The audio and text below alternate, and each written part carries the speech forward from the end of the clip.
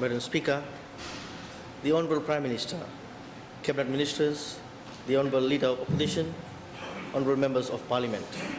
Good morning, Bula Vinaka and Namaskar. Madam Speaker, I am honoured to stand in this august House today to deliberate on the development and progress of Fiji's infrastructure sector. The standard of infrastructure sector anywhere in the world is the measure of nation's economic progress and development. I truly support the statement echoed by His Excellency the President, Ratu Pellinela Tekau, during his speech at the opening of the new session of Parliament on the 14th September this year, when he said, and I quote, "Proper infrastructure capacity leads to economic opportunity and economic success," unquote. Madam Speaker, since our inception, the government has invested substantively in infrastructure in belief that economic growth is a fruit of good infrastructure development. In belief was the backbone of reorganization of the Department of Water Authority or Water Supply, Department of Water Supply into the Water Authority of Fiji, and later the Department of National Road into the Fiji Road Authority to enhance and effectively manage the utilities that affects the daily lives of all Fijians.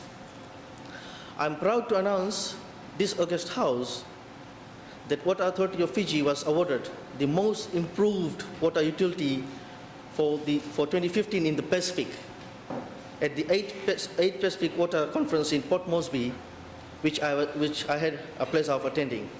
I must congratulate the CEO and Team WEF for job well done. And there is still room for improvement, and we will definitely improve.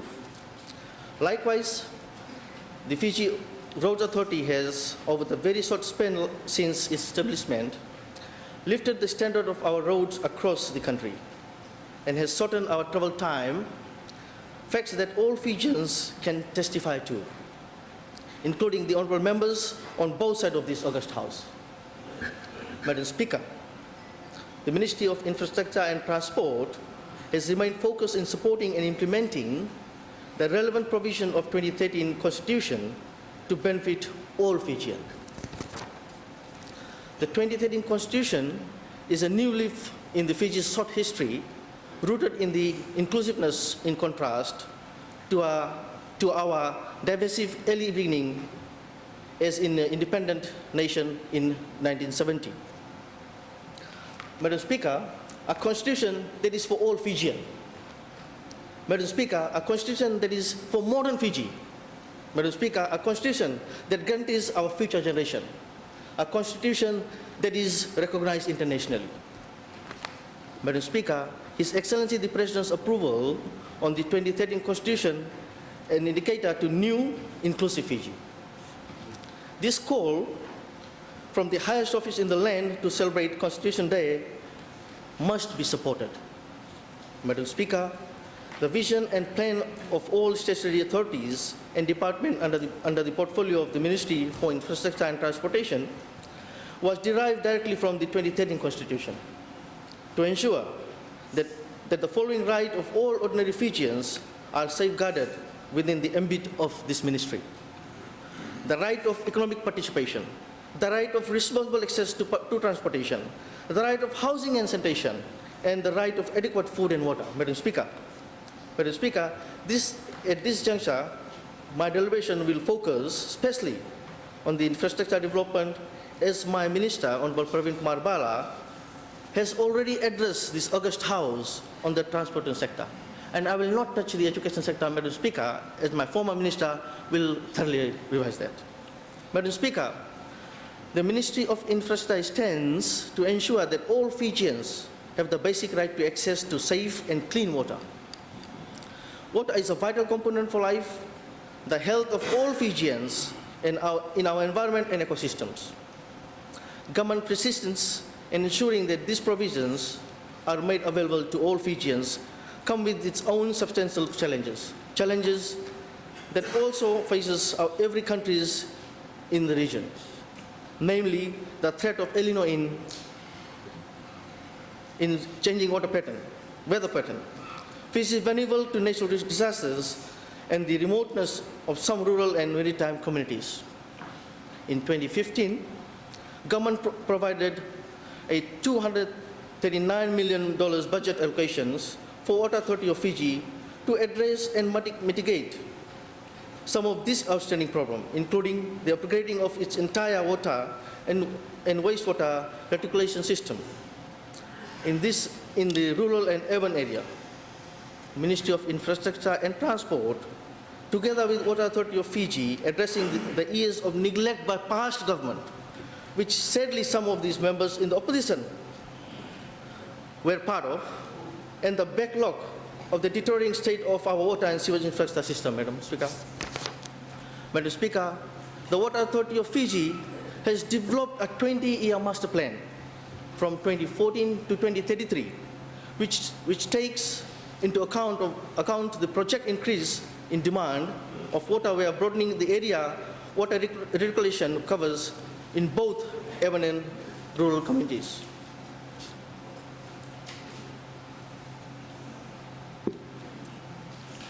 Water Authority of Fiji, in its quest to fulfill the provision of 2013 Constitution on the right of access of safe and clean water, has made strategic improvement to facilitate nationwide.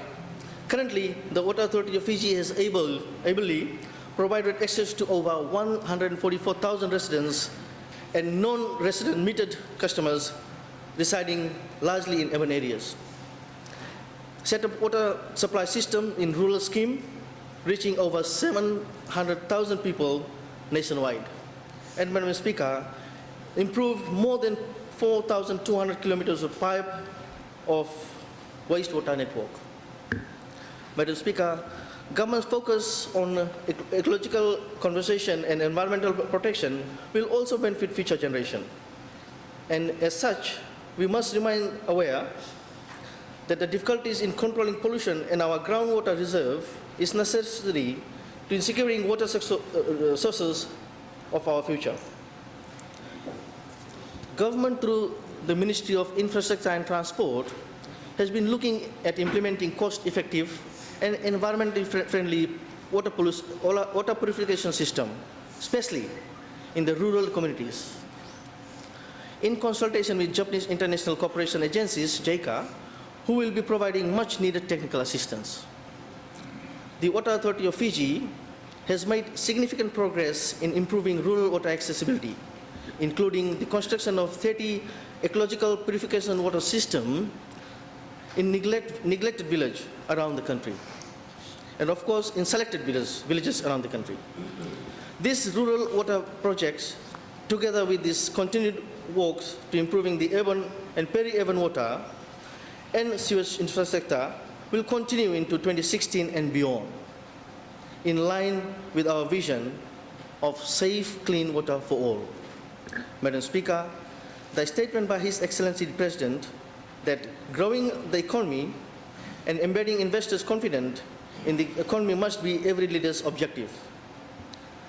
This in line with the direction taken by this government in providing sustainable infrastructure.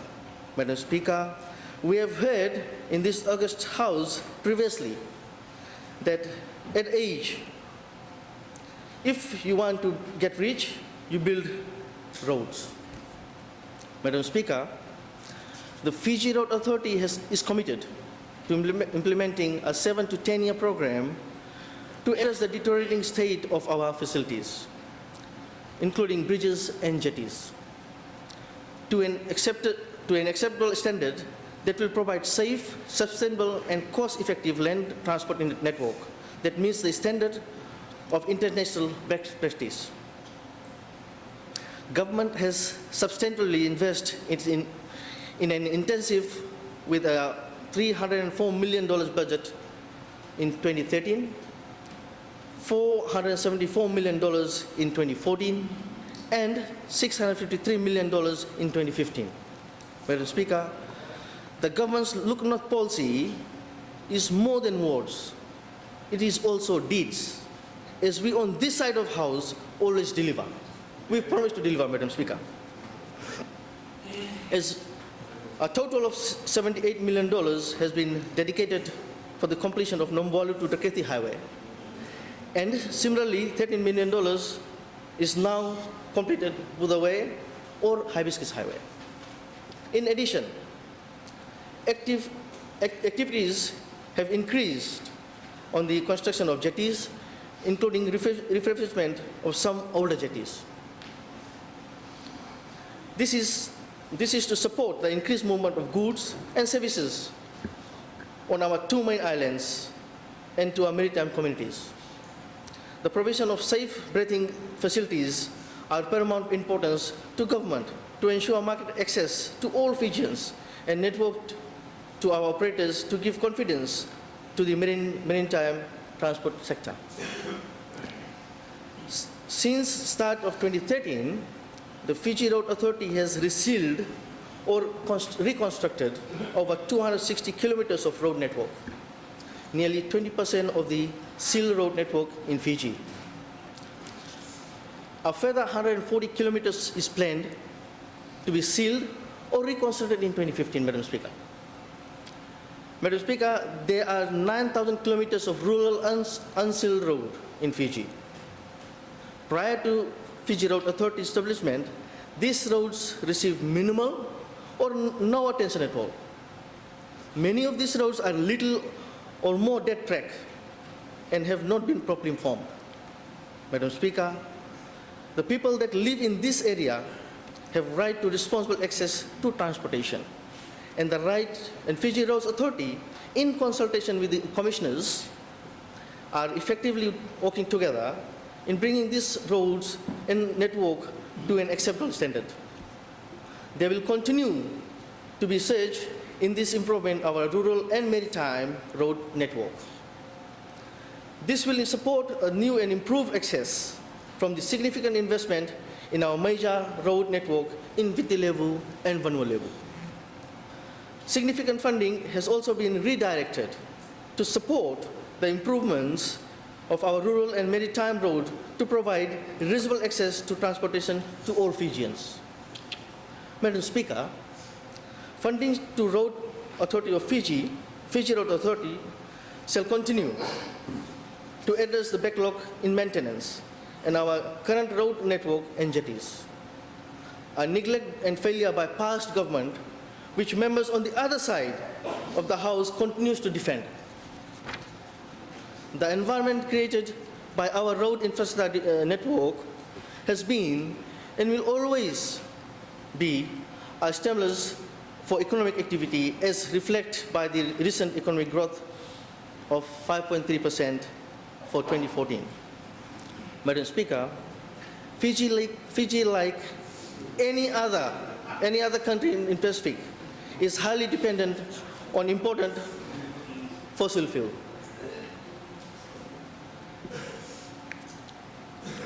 These imported petroleum products are the source of energy for our industrial, commercial, and transport sector, as well as supplement electricity generations for domestic consumption. Around 60% of the country's electricity requirements are met by renewable energy sources, which includes 65% hydro, 1% wind and other renewable resources. Imported petroleum for diesel backup generators meets the remaining 34%. The growth of our economy will be increased demand for energy. Government focus on providing access to electricity for all Fijians is an important tool for increasing opportunity for economic activity as enshrined in our 2030 Constitution. The nation's increased energy coverage has a significant and will continue. Discussion to increase significance in implementation of our rural electricity projects through grid extension and solar home system are ongoing. The Ministry of Infrastructure and Transport, Department of Energy, together with Fiji Electric Authority, will be working to bring about surge in the implementation of this project from 2016 onwards. Madam Speaker, as part of refocus of optional effectiveness, the Ministry, together with FEA, will ensure increased participation of stakeholders from electricity private sector to implement this project. Madam Speaker, the need for more renewable resources looms larger now. With the offset of El Nino and unpredictable nature disrupt climate pattern in the country that it brings. Our reliance of fossil fuel to energize the nation must be reduced. This well in line with Theme 7, energy security and the National Green Growth Framework. The current work of encouraging independent power producer is commendable. However, we must encourage use of renewable sources to additional to hydro. The increase in tariff rate payable to IPPs is one such initiative by the Fiji First government to insist independent power producers into the country. Madam Speaker, the Ministry of Infrastructure and Transport, together with FEA, is working towards improving our policies on power purchase agreement. We believe this will encourage genuine investors' participation to bring about improvement performance in our optional area. Madam Speaker, the infrastructure development in the country is unprecedented. I salute the divisiveness and boldness of Fiji First government. It is common knowledge that potential investors look at the stage of infrastructure and security of any country, and Fiji has no exception. The call for RFMF to support Fiji police forces in upholding domestic laws must be supported to uphold our young democracy. Madam Speaker, the Bureau of States recently announced the announcement on the economic performance boded well for our future. We must guarantee and secure our environment for this economy to continue to grow and flourish. We must stand united as Fijians to support and promote this economic growth. Thank you. Pinaka Vakalevu, बहुत बहुत धन्यवाद.